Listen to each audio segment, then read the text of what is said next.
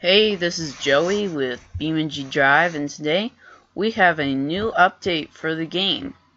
And first of all, you might notice there is a new menu. So you click on levels and you can choose any of the levels you have. You have a new options menu as well. So you have an options menu for the AI, which doesn't look like it works yet, so I'll leave that alone.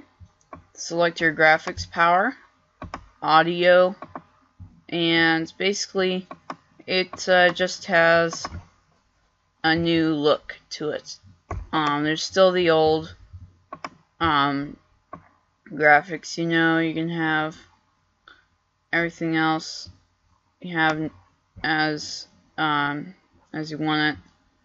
And it says warning, only use this if you know what you're doing. So if you're good at this, you could adjust the screen space ambient occlusion, and I'm just going to disable that for now. And we'll just go ahead and go to grid map to show off some of the new things that were added in the game. Alright, grid map has loaded up, and as you can see, we have the old user interface down here with the blinkers and the headlights. These things still work as you would expect, but if you press the escape key, you can toggle the new interface. So you have a new parts menu, you have a color changer where you don't have to wait for the vehicle to reset. You can just drive and then say, I want a blue truck, and now you have a blue truck, or a green truck, or a red truck. You could even wreck it and then say, I don't really like the color of my wrecked truck, I want a pink one. So that's a new feature that was added. You also have this where you have different presets you can choose from. So you may notice that says roamer. We will get into that in just a second. You click on vehicles and that just brings up the vehicle selector. The screenshots for the cars were edited, or were updated. So I'm just going to choose all of the stock brands that come with the game. So there we go. And there are a couple of mods, but the screenshots are different than they were before. The sunburst, and then the pigeon, and then the roamer, and the Gavril D series. The roamer actually has some screenshots now, and a couple of the well, actually, in this update, there are some new vehicles. Two new vehicles, actually. They are the Ibishu 200BX and the Gavril Roamer, released on this new update.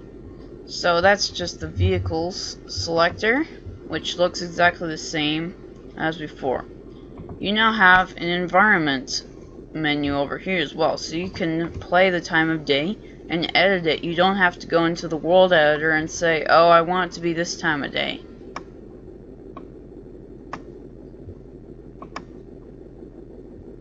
So that's just something that was added. You have a UI editor where you can add an app. Click add app. And one of the new things that was added in this new update is there's a racing time, which I haven't actually tested it or not, or for whether it works or not, but I think it works. I mean, well, I haven't tried it yet, so that was just something that was added in the new update. We can go ahead and close it. And also another thing that was added is that the advanced AI can do 3-point turns. So, let's actually go to AI test terrain, because there are some waypoints there. That's why it's called AI test. You may notice also there is where it says Small Island USA, high-speed asphalt and some technical dirt roads. As a size, biome, roads, suitable for features, and the author. I just realized this is not the level I wanted to go to. Oh well, it'll work. It does have AI waypoints. So what I'm just going to do is I'm just going to say random, and hopefully pretty soon the AI will do a 3-point turn, because the AI can do that now. It was added.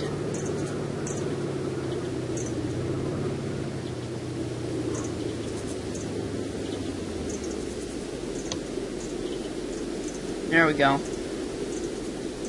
think they're going to do one. Yep. So I guess if you run off the road, then you do a 3-point turn and get back on the road.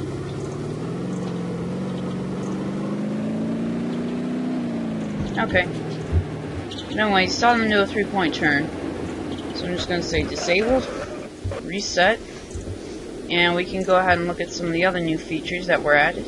You now have a debug menu over here.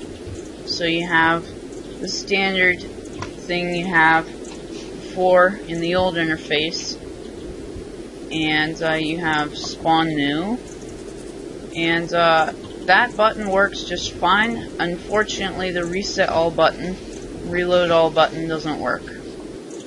So that made me sad. Oh wait, does reload all button?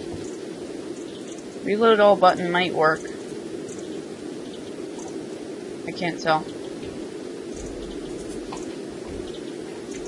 I think I clicked it too many times. Reload all. Reload all resets all the cars. But unfortunately, the reset all button doesn't work. Anyway, you now have some other things that were added to the debug. So, if we go and say show skeleton, and there's a skeleton.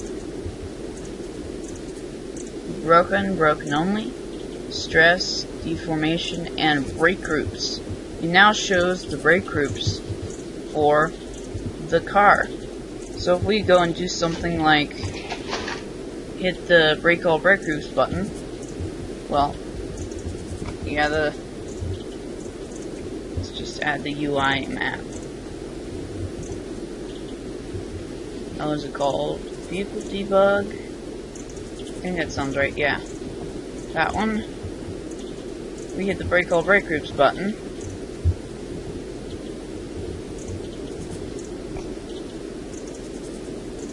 Look at all the brake groups. You can see them. And they are connected by those lines. So, I just thought that was something that was neat. I didn't get rid of that. And get rid of that. And now we have some other things to look at. We now have a new part selector, which unfortunately doesn't work. So if we say spare tire, come on, spare tire, empty, you still have a spare tire. So that's unfortunate, but what you can do is you can choose a preset. So I'm just going to do that. Actually, I should do that by going in here, and we'll look at the roamer. Let's actually go to a different map. Let's go grid map real quick, because that's just a nice level for testing things. So let's see, grid map. Alright, grid map has loaded up. We can go ahead and pull out the Gavril roamer. And we'll do that by going into the vehicle selector and selecting the roamer i6 rear wheel drive.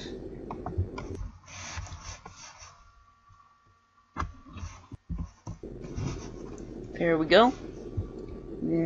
Go ahead and look at it. As you would expect, all of the lights work, blinkers, headlights. And the interior is a, well, it's very bland color, but, I mean, you know, it's something you would expect on a 90s SUV, I think. And just one problem, I cannot see a thing because the screen is right in the sun. You know, you can kind of read things, but just barely. Now you have an off-road roamer, which is similar to the off-road D-Series, except it has a roamer SUV body. So basically it's just an SUV off-roading truck. The off-road truck with an SUV body on it. But you also have something different. You have a roamer V8 4-wheel drive Sheriff.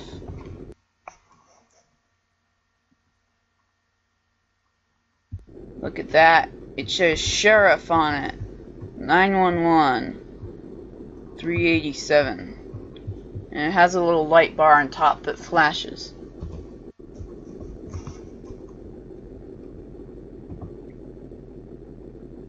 And there's also a roamer V8 4-wheel drive, which just has the standard wheels as you get on the normal D-Series. So there it is.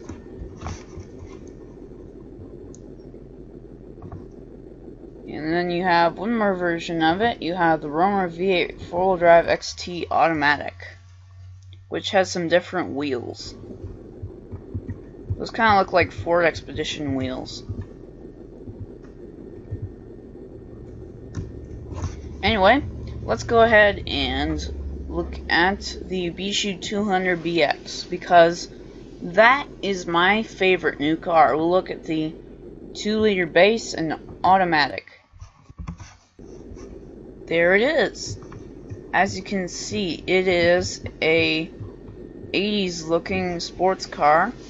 And the front, hold on, the front, here we go. The front reminds me very much of a Ford Probe. And when you turn the headlights on, it has pop-up headlights. I love pop-up headlights. There should be more cars with them in this game. Anyway, the front reminds me of a Ford Probe, and the back reminds me of a Ford Thunderbird. Kind of has that look to it, especially on the rear window. So, anyway, I'm just going to go ahead and drive this thing around for a bit, and you can see how good at driving it is. And it is pretty good at driving. It's just a sports car. And as you can see, it is rear-wheel drive. So it means it can oversteer. And the interior has some nice details on it. And, we're going off a ramp.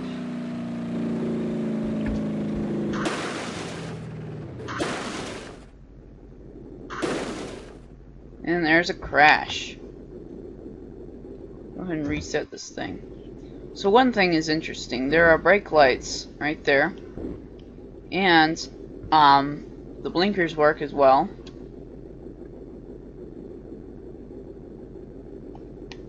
And you also have some reverse lights, if I can get the car shift. There we go. So, and this is what the taillights look like when you turn on the headlights. So it looks nice. And one thing is it has a really detailed engine bay. And I wish I could remove the hood to show you the engine. And the only way I know how to remove the hood without going into the parts menu is to add the vehicle debug again.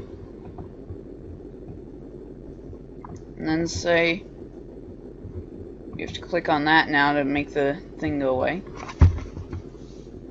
Then say break all hinges. Okay, there we go.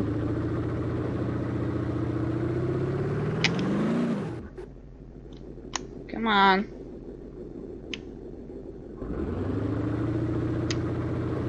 I'm really sad that the parts selector doesn't work, though.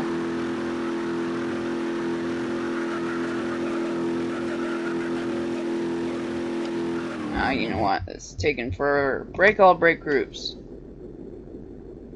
There we go. Now you can see the engine. Look at how well detailed that is. I mean, you have the wires, and those are probably actually spark plugs. And you have the engine cover is more detailed than some of the regular stock vehicles. You know, it just looks nice. It almost reminds me. It reminds me actually of that Honda Prelude. That was a mod. And we'll get rid of that. And now we'll look at the other versions of this car, because there are some other versions. There is a 2-liter turbo drift, which is very good at drifting, which would live up to its name, I suppose. So there it is. And as you can see, it looks like a car from the Fast and the Furious. You know, it has that giant spoiler on the back, and the roll cage, and the big old exhaust, and the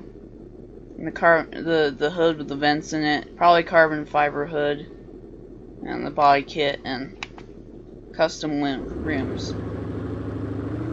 And one thing that makes me think this game should really have some different engine sounds, because the engine sound you're hearing right now does not really fit this car that well. But it is good at drifting, as you can see. I'm drifting about.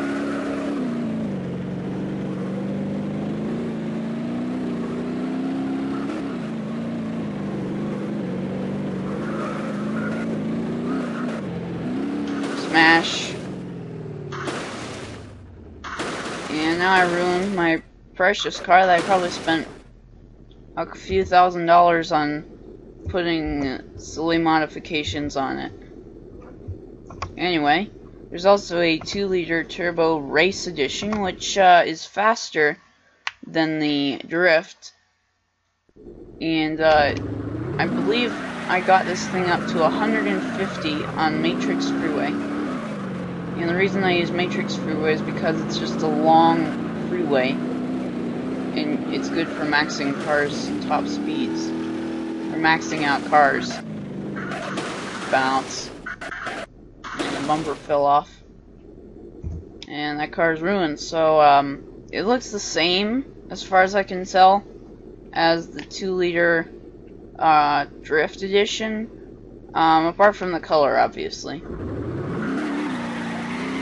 Also, it seems like it has more grip than the drift edition, so it's hard to explain how this car feels in a video based on the way it drives visually. But I find it's more easier to control. It doesn't feel like it wants to slide out as much. And the only reason I'm sliding it is because I'm turning a bit, and then turning too much, and then, well, you know, all the power's going to the rear wheels. And smash. Poor car. So ruined. Anyway, let's move on. Let's go ahead and look at the Type L, an automatic.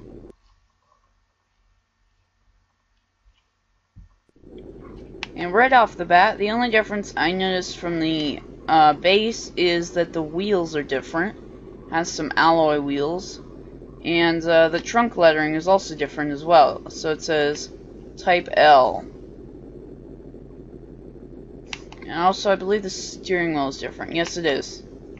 The steering wheel is different. It says airbag, so I believe if you go into the parts selector, airbag steering wheel.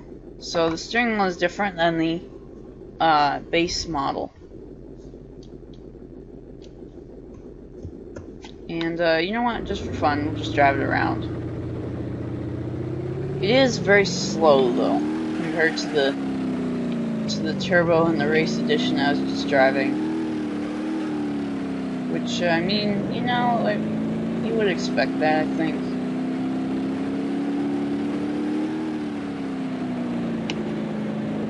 But I just like the way this car looks.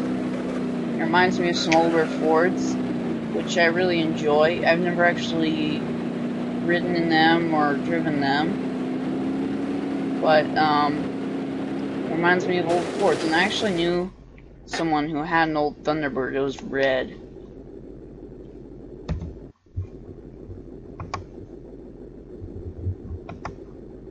Let's see. Could try to replicate that color that he had on his car.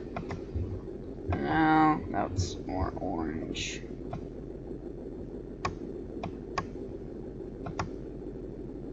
You probably don't want to see me fooling with this. Let's move on. So the last version of this car is the Type LS. And we haven't actually chosen a custom factory color. Let's use mustard yellow.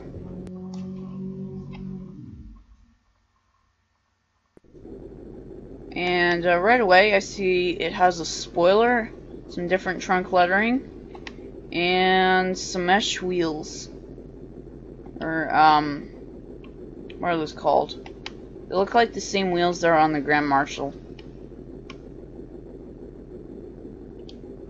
Is it faster than the Type L? No, not really.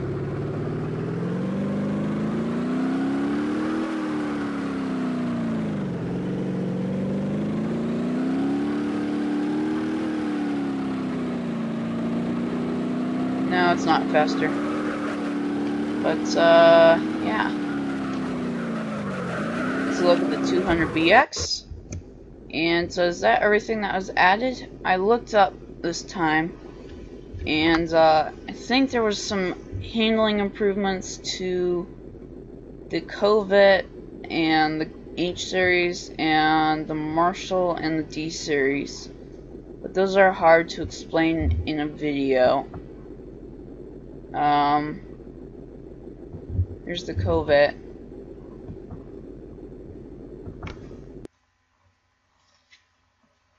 I'm just gonna see if there's difference. The wheels are different from the picture.